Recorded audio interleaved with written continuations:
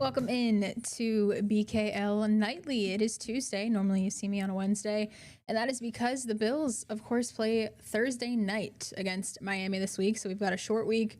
They've got a short week. We've got a short week, but we're still here to bring you everything you need to know ahead of this week 3 game. All right, we got to start with the injuries, of course, the news out of today. Honestly, a pretty quiet injury report compared to, at least compared to last week. I remember I said, it was pretty extensive last week, but today kind of looking the same, kind of looking as you'd expect. Of course, linebacker Matt Milano is kind of headlining this injury report. He is out with that pectoral strain, I believe, pectoral injury. Did not practice today. Sean McDermott did say, though, that he could potentially practice tomorrow. That could just be, coaches talk and just helping people, stay positive and not put in a finite answer on his situation. But we might see Matt Milano out there tomorrow. Of course, Ed Oliver also did not practice today with that ankle injury from being stepped on last week. So we've got that as well.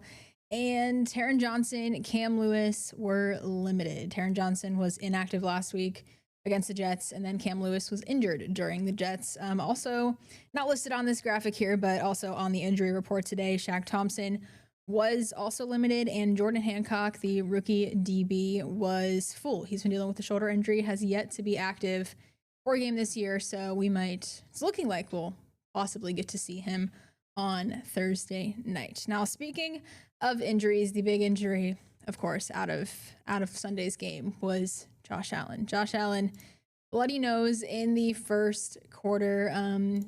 It was something that was a little bit concerning. Josh Allen doesn't just run off the field in the way that Josh Allen ran off the field. But of course he did go back in, and we all saw the blood. We all saw his nose 20 times the size of Josh Allen's nose. So, he will be ready to go. I mean, he wasn't even listed on the injury report, which is obviously a good sign. He's been fine this week. He's been practicing. I don't think a nose is going to stop him. He did say that he might wear a visor on Thursday night, so I guess we'll have to see if he takes those extra precautions to keep his nose not broken. I don't even know if it's broken, but it doesn't look good. I'll tell you that it doesn't look good. But his nose might not be ready for the Thursday night game, might not be fully healed, but he does think there are some advantages of Thursday night, regardless if that nose is looking any better. It's typically harder for teams especially on the defensive side of the ball, to bring in some crazy game plan stuff. And again, it goes back to the base rules type of thing. And throughout training camp, we practice so much on our base rules and really not chasing ghosts when it comes to a game. It's going out there and being a reactionary football player. And that's where I feel like I play my best stuff, is when I see things and I can react instead of trying to predict something that happens and it doesn't happen, and then I'm behind already. So just going out there and just playing football. So a short week, like I said, for the Bills, but Josh Allen seems to be ready to go for this week 3 game. Now, into this week 3 game, James Cook had a good week 2 game. He had a pretty quiet week 1 performance against the Ravens, but that's kind of to be expected against the Ravens team and the way that game went.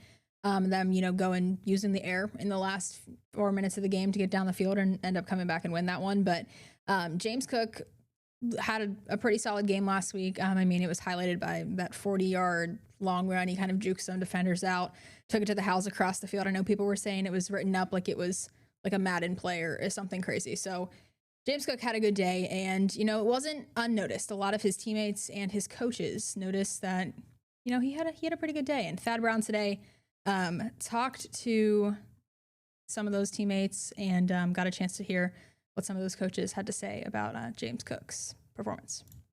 James Cook had his first big game of the year last Sunday against the Jets in week number 2, 132 yards and 2 touchdowns. Sean McDermott wasn't too surprised that it had to wait a week, saying that he thought the contract issue during camp might get Cook off to a bit of a slow start.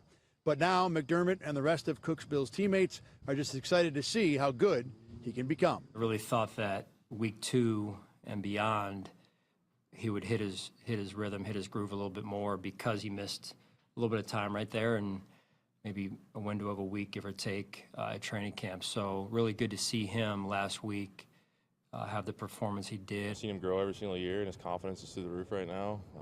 And I think he has become more vocal. You know, I think everybody can see that James is a pretty shy guy. He doesn't like to use his words too much, but you know, now in meetings, like protection meetings, and his personality is showing a little bit more. So that's just confidence in playing good football and having pockets full of money.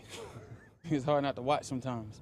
You know, you get your block, and then you're on that way to the touchdown block, and you just watching them make all them guys miss. You forget, like, oh, you got to go get that block because he might break it. So it's just, you know, it's fun at the same time. Very proud of how he handled everything this offseason and didn't let it become a distraction, because he's looking as good as he ever has. You know, it's one of my favorite teammates I've ever had because of how he's worked through some of the minutia. He has that DNA where he's hungry and wants more.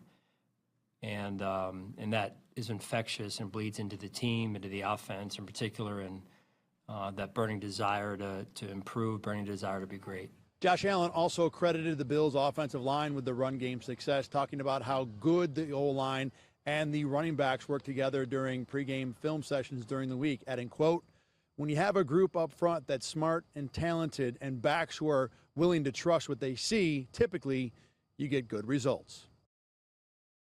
That Spencer Brown quote is too good. I mean, just him saying his pockets are full of money or whatever he even said, that's just too good. I mean, when you look at James Cook, you have to think this is a guy that wants to be a Buffalo Bill. I mean, through the entire offseason with the whole contract situation, he clearly wants to be here, and him having the quiet week 1 and then week 2 is the James Cook that we saw last year that this offense really relied on and was a huge part of the Bills' run last year. So good stuff obviously coming from James Cook. We'll see if he can keep that rolling into week 3.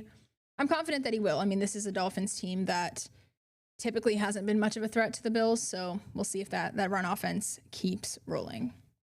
All right, so it is now time to go to our roundtable segment. We've got Thad Brown, who you just heard from, Josh Reed, and Carl Jones over at WIBB. They talked all the things you need to know ahead of this Thursday night game. Josh Allen and his visor situation, the threats of Miami and what they bring to the table. So I'll just let them take it away, and here's the three of them just chatting it up on their roundtable segment. Time now for the BKL Nightly Roundtable. I'm joined by Carl Jones, Josh Reed. Josh Allen has always been pretty darn good when it comes to games against the Dolphins, but he's going to have another obstacle this week. Not the Dolphins, but a piece of plastic on his face, wearing a visor this week for the game. Josh, how much of a thing will this be, especially for a quarterback that has no problem with anything when Miami's on the other side? Yeah, he did say that he wore it a couple of games back in college. He said it's warmer. You feel like you get a little hotter when you're wearing the visor. He was asked about his nose. He said it's a little sore, but he's going to be fine. He actually joked and said, I guess I'm the third Bosa now. But, yeah, Josh, he seems like he's just fine, no worse for the wear. And you're talking about how he's owned the Dolphins. You know, Josh is a perfect 7-0 on Thursday Night Football. Carl, how much of a change will the visor or anything make for the run that Josh has had against this Dolphins team? I mean, a little bit. You'll be uncomfortable like the first 3 plays of the game. He is right. It does get hot in there. Now, to be fair, I wore a visor in a dome, so it's really steamy up in there at the Carrier Dome. But having said that, first 3 plays of the game, you might see him touching his face a little bit just to kind of get used to it. But it won't be a thing by his second touchdown pass in the second quarter. And I would say this, if he struggles at all, tell me you couldn't see Josh with the equipment crew on the sideline after the first drive, and they're taking the screws out of it and just taking it off, because like I don't see him messing around with that. If he comes out and they struggle a little bit, he'll have that visor off if he's not comfortable. It'll be like a pit crew at Indy. Right? You're doing whatever you got to do. Speaking of the Dolphins, when I think about this game, I think about the fact that I have 2 survivor pools, and my only question is, am I using the Bills for one or for both? Exactly, for both. What, if anything, is there to be concerned about with this Miami game? The run game, I think. Devon A-Chain, he's shown that he can get the job done. He's an explosive running back. They've averaged some pretty decent yardage on the ground. The problem is they've been behind in games, so they've had to air it out. And the Bills have given up. So we saw the Derrick Henry game and the performance by Lamar Jackson. So, I think that would give them maybe a puncher's chance, but there's a chance also that they're down by 3 scores going into the second half where they have to throw it. When I look at their team, their best position group is probably their defensive line. I like Chop Robinson. I like Jalen Phillips, Bradley Chubb, Zach Seiler in the middle. The problem is that also matches up with the Bills' strength. in their offensive line with Deion Dawkins and Spencer Brown and the guys in the interior. So, yes, it's the NFL. Anything can happen. But I don't see a way on paper for this upset to happen. It would take some Josh Allen's visor falling off, 3 interceptions, some fluke fumbles, someone forgetting to pick up the ball in the end zone on a kickoff return, something like that to happen for a loss to transpire. You talk about fluke things. The thing that I land on is, which would kind of feel like a fluke, the Bills losing the turnover battle. You know, it hasn't happened in 24 games now, but it's going to happen at some point. And if this is the game that it happens, you know, I could see a scenario, let's say the Bills lose a couple fumbles. Miami's the type of team that puts those in the end zone right away. Now it's 14-3, 21-7. I think that's the only way this game, you know, stays any sort of competitive, because the Dolphins do have that quick strike ability. But now you're counting on Tua to not turn it over. For sure. So in order to win that turnover battle, you got to think that Tua is not going to give it right back to you. So, yeah, you're right about at some point that streak ends. The Dolphins might not be the team to bet on. And even if it does, you know, again, if the Bills can find a way to win the game against the Ravens, this is what I thought about 2 weeks ago, leaving Sunday night. How do I pick against the Bills the rest of the year if they can win that game? In the Jets game, I think of all the players in defense that stood out, Joey Bosa was the one that had people talking the most. Brandon Thorne, who has a great X feed, talks about offensive, defensive line, said he thought it was the best Joey Bosa had looked rushing the passer in a long time. I can't imagine what this Bills team would be like with A1 Joey Bosa and healthy Joey Bosa, which we've seen so far. How impressive have you guys been with 97 and what he's contributed? Very. I mean, I don't think you could have asked for a better start to his, you know, short Bills career so far, just 2 games. Actually talked to Joey about Thursday night football and, you know, how do you feel about these short turnarounds?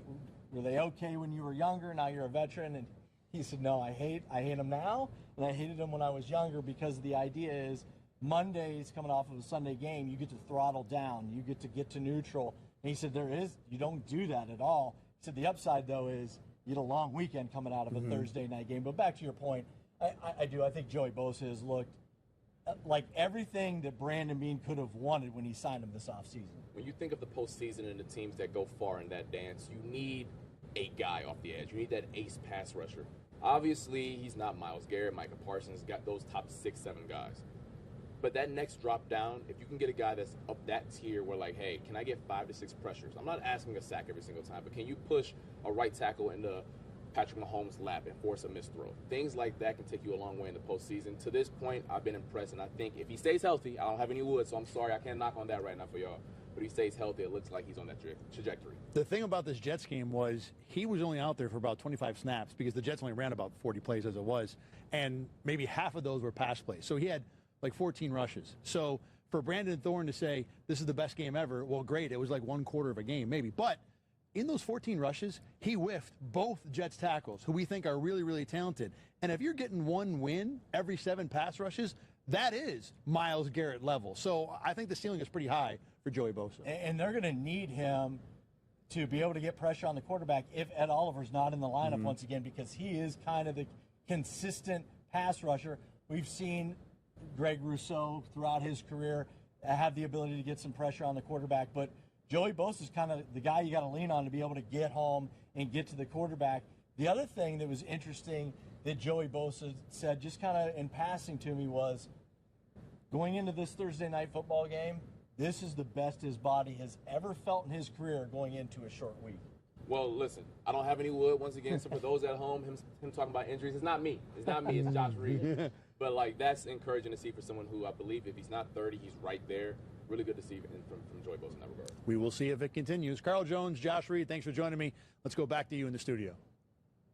All right, thank you guys. One of the things Thad said that we've been talking about here since the Ravens game is that how are we going to bet against the Bills in how they pulled off that week 1 win? It's going to be difficult, and I certainly think, you know, agreeing with them across the board, I don't think you can bet against the Bills, especially in this Miami game.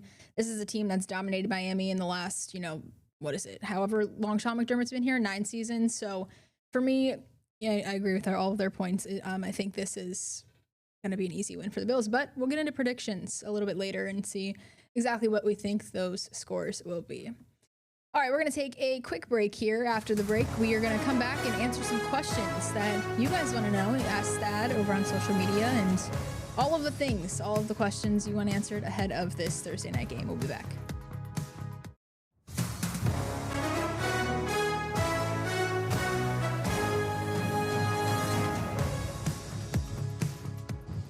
to BKL Nightly. It is now time to dip into the mailbag where Thad Brown is out in Orchard Park right now to answer some questions to see what you guys want to know ahead of this Week 3 Thursday night matchup against the Dolphins. So we're going to get right into it. Thad, first question here from Yin Yin Blogget on Facebook. How does the D respond on short rest? This week will really show if Joey Bosa is 100% healthy.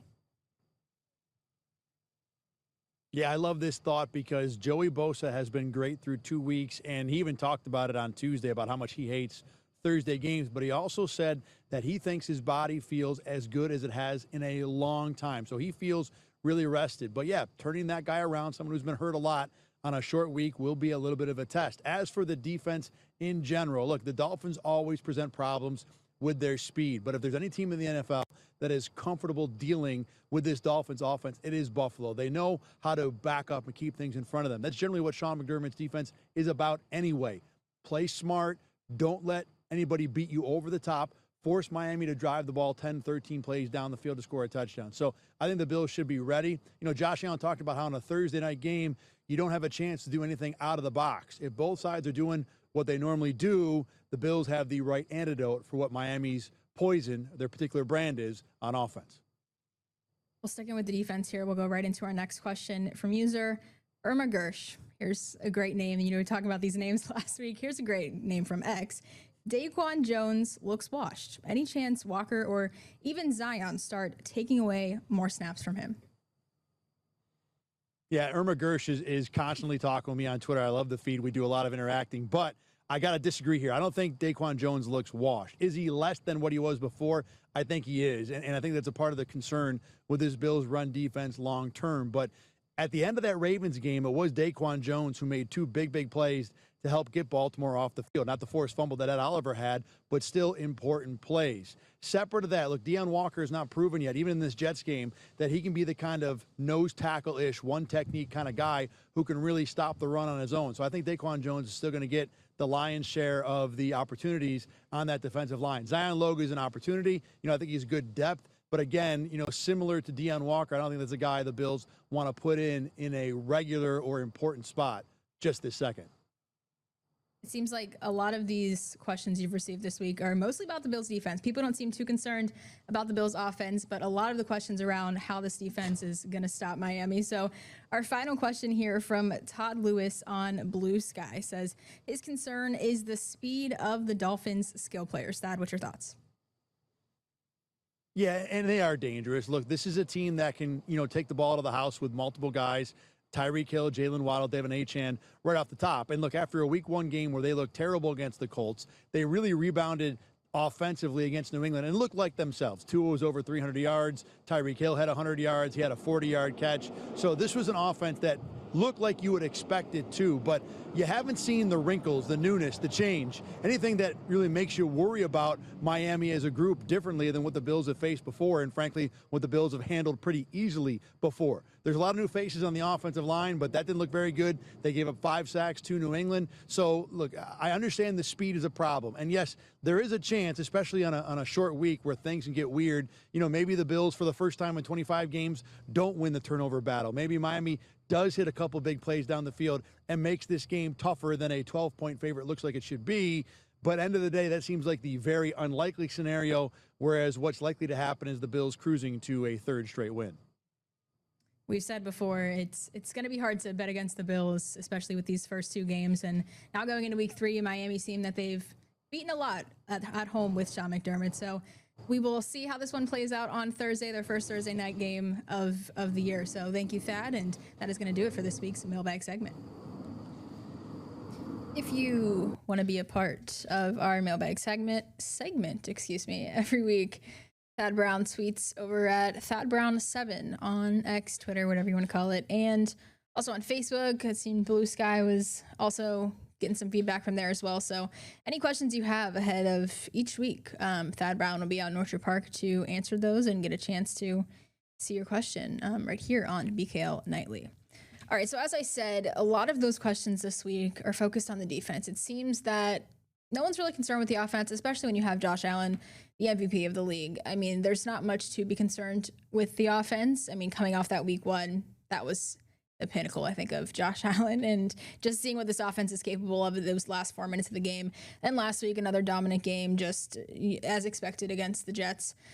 So sticking with the defense, last week Joey Bosa had a really great game against the Jets. And Bosa is obviously a guy that this is his first year with the Bills. He spent the first 9 years of his career with the Chargers. This is his first move. And something that stuck out to me in week 1 after they took down the Ravens, he said, this is like a dream. Just kept saying how much, he loves Buffalo, loves these guys, and just how great it's been since he's made the move to Buffalo. Now, there is one thing that he doesn't like, though, and that is Thursday night games. He said today he is not a fan of the Thursday night games, but he is a fan of some other things with the Bills, of course, just being there in general, like I said. But he likes the Bills' 4-3 defense. He says it is easier on his body. I mean, this is a 10-year vet, so he's got to have, his preferences when it comes to what kind of defense he likes to be in and what he feels he excels in. So today he kind of spoke to the media more about that, and I'll let him take it from here.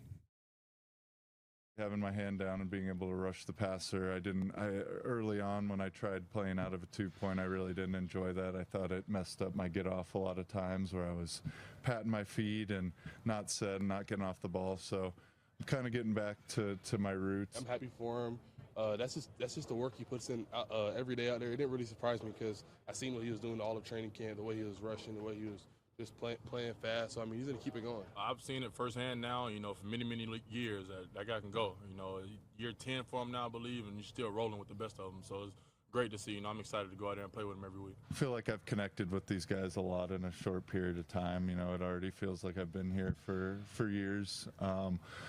Especially the D-line group, I feel like we as a team try to spend a lot of time together, and then obviously you feel closer and you want to play harder for these guys. But just it being a new situation, a fresh start for me, I feel like I'm just trying to make the most of it and trying to have fun. And when you're winning and you're playing well, it's easy to have fun. Joey Bosa is a guy that, if he's healthy, when he's healthy, he definitely has the ability to make the difference on a defense. I mean, we saw it last week with the Jets. He was the guy. Week 1, it was Ed Oliver. Ed Oliver's out with injury. And now Joey Bosa has kind of stepped up in week 2, and we'll see how things go from here. And a lot of people I've seen on social media saying he might be the best pickup in the free agency this offseason. So I guess we'll see. Time will tell if that stands true through this season. And, it seems like he can really only go up, knock on wood. We'll see what happens. He's got to stay healthy. All right, so since we have a Thursday night game, we normally do our predictions on our Thursday BKL Nightly, but we've got to do them today. I'm the only one here in the studio today, but Thad Brown, we'll start with his prediction. I just want to let everybody know I am 2 for 2 on these predictions. Thad and Caleb are 1 for 1, so I am winning here. Just got to put that out there, but we'll see what Thad's prediction is this week, his little explanation as to who he thinks is going to come out top in this week 3 game. This is a Miami Dolphins team the Bills know very, very well. They know the danger that the speed on offense for the Dolphins presents, and they know they have to keep everything in front of them. The Bills have done a very good job on defense preventing those big plays. They should do it again on Thursday night. In addition, this Dolphins team has been prone to the big mistake. Last week against the Patriots, penalties in 2 different possessions late in the game prevented a Miami rally. As long as the Bills play mistake-free football, stay sound, let the Dolphins shoot themselves in the foot. One way or another, I find it hard to believe the Bills will lose this game. Being a 12-point favorite, to me, sounds just about right. Give me the Dolphins to play a little bit better than that, but I like the Bills to win 34-24. Yeah, going back to what we said, it's going to be hard to bet against the Bills. I'm also realizing, I think I said Thad and Caleb were 1 for 1. They are 1 for 2. I am up in this count of getting these predictions correct. Okay, my prediction for this week, similar to Thad's, he went 34-24. I'm going to go 34-17. I think this Miami offense is going to have a hard time getting rolling. I don't really think I see them scoring more than 2 touchdowns in this game. The Bills have won the last 9 home games versus Miami. That's every single home game with Sean McDermott leading this team. So I just don't think I think the Bills are going to win. Thad agrees with me. Caleb, in a few seconds, I'll let you know his score prediction as well. But we all are on the same page with the Bills are going to win this game. I just think Miami might not, get more than 2 touchdowns. So I'm going to go 34-17 is my prediction here. I mean, 2 touchdowns and a field goal, but, my prediction here. So Caleb sent me his prediction as well. He is not here, but of course we got to represent. He said 41-17 is his final score. So a little bit higher, a little bit more generous for the Bills offense here. Not that I think they're not capable, but, with last week with the Jets, they kind of capped out at 30. I mean, that's, they were dominating, and then they kind of just, at that point, you're up 20 points. You kind of just, ride it out for the rest of the game. So Caleb says 41-17. So we're all on the same page of who's going to win this one. Just a matter of how many points does Miami put up. Guess we'll see on Thursday night. All right, well, that is going to do it for tonight's BKL Nightly. I'm Rachel Liebert. I might not have even said that. I'm Rachel Liebert, if you were wondering, from the beginning here. Thanks for watching. We'll catch you next time. I think Wednesday, Thad and Carl should be doing their thing, but if not, we'll catch you next week. Hope this Bills game goes in the favor that you wanted to go, and we'll obviously discuss all things Bills related on Thursday night after the game as well. Thank you for watching. Get the Rochester First streaming app today for everything you love from News 8 On Demand, plus exclusive shows you won't see anywhere else. Search ROC and download for free on Roku, Amazon Fire, and Apple TV.